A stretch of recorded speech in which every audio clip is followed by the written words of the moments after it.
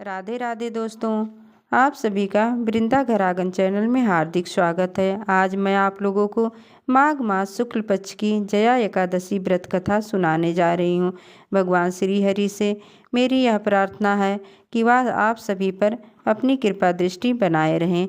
एक बार भगवान श्री कृष्ण से युधिष्ठिर ने पूछा, भगवान माघ मास के शुक्ल पक्ष में कौन सी एकादशी होती है, उसकी क्या विधि है तथा उसमें किस देवता का पूजन किया जाता है। भगवान श्री कृष्ण बोले, राजन सुनो, माघ मास के शुक्ल पक्ष में जो एकादशी होती है उसका नाम जया एकादशी है। वह सब पापों को हरने वाली उत्तम तिथि है, पवित्र होने के साथ ही पापों का नाश करने वाली है तथा मनुष्य को भोग मोक्ष प्रदान करती है। इतना ही नहीं, वह ब्रह्म हत्या जैसे पाप का विनाश करने वाली है। इसका व्रत करने पर मनुष्य को कभी प्रेत योनि में नहीं जाना पड़ता। इसीलिए राजन, जया एकादशी व्रत अवश्य करना चाहिए। एक समय की बात है, स्वर्गलोक में देवराज इंद्र राज करते थे। देवगण पारिजात वृक्षों से भरे हुए नंदन वन में अप्सराओं के साथ विहार कर रहे थे। 50 करोड़ गंधर्वों के नायक देवराज इंद्र ने स्वेच्छा अनुसार वन में विहार करते हुए बड़े हर्ष के साथ नृत्य का आयोजन किया। उसमें गंधर्व गान कर रहे थे, जिनमें पुष्पदंत, चित्रसेन तथा उसका पुत्र, ये 3 प्रधान थे। चित्रसेन की स्त्री का नाम मालिनी था। मालिनी से एक कन्या उत्पन्न हुई थी जो पुष्पवंती के नाम से विख्यात थी। पुष्पदंत गंधर्व के एक पुत्र था जिसको लोग माल्यवान कहते थे। माल्यवान पुष्पवंती के रूप पर अत्यंत मोहित था। ये दोनों भी इंद्र के संतोषार्थ नृत्य करने के लिए आए थे। इन दोनों का गान हो रहा था। इनके साथ अप्सराएं भी थीं। परस्पर अनुराग के कारण ये दोनों मोह के वशीभूत हो गए। चित्त में भ्रांति आ गई, इसलिए वे शुद्ध गान ना गा सके। कभी ताल भंग हो जाता और कभी गीत बंद हो जाता था।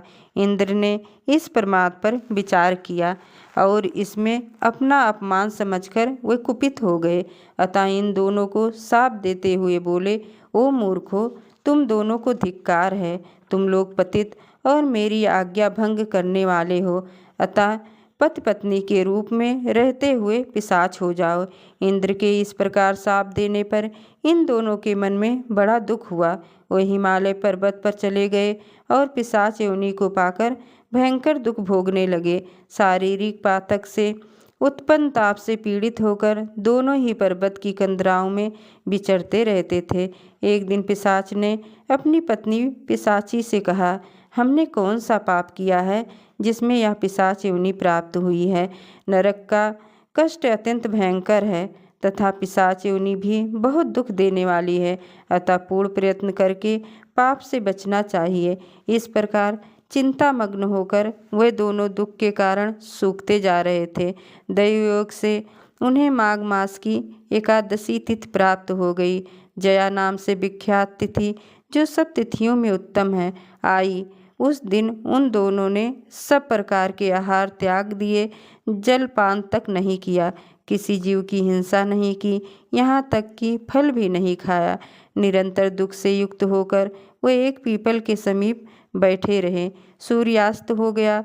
उनके प्राण लेने वाली भयंकर रात उपस्थित हुई। उन्हें नींद नहीं आई। वे रति और कोई सुख भी नहीं पा सके। सूर्योदय हुआ। द्वादशी का दिन आया। उन पिशाचों के द्वारा जया के उत्तम व्रत का पालन हो गया। उन्होंने रात में जागरण भी किया था।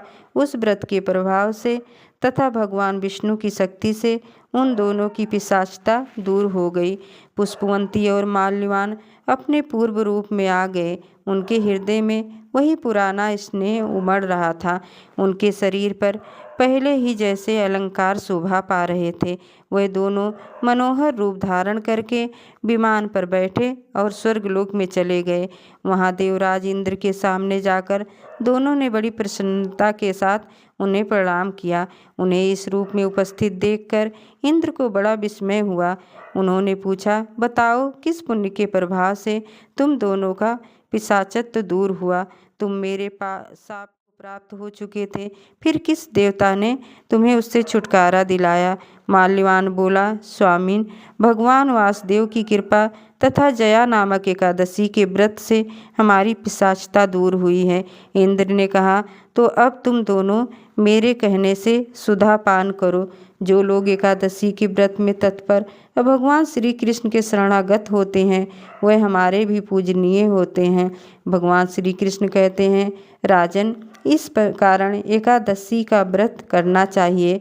हे राजन, जया ब्रह्म हत्या का पाप भी दूर करने वाली है। जिसने जया एकादशी का व्रत किया है उसने सब प्रकार के दान दे दिए हैं।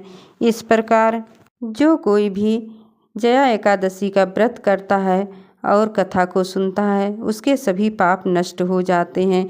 एक बार प्रेम से बोलो, विष्णु भगवान की जय, लक्ष्मी माता की जय, एकादशी माता की जय।